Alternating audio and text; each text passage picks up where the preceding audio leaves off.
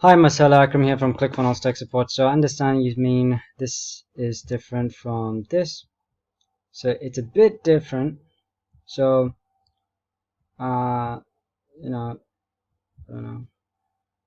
Okay, so what we can do is troubleshoot a bit. So what you want to do is go to the integrations, click on HTML form, and click on existing form.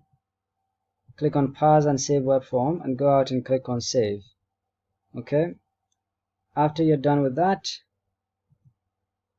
you want to clear your cache and your cookies and preview again and test and see if they are the same thing.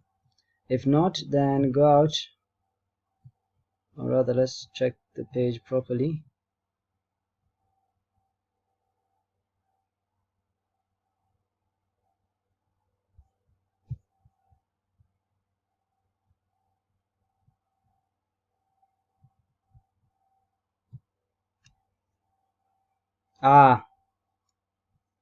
Alright, so this could be why you're having this issue. Okay, your custom code might be the reason. As you can see, it's even talking, I don't even how to do custom code and things like that, but you can see that it's saying, it's talking about font here, given measurements and things like that.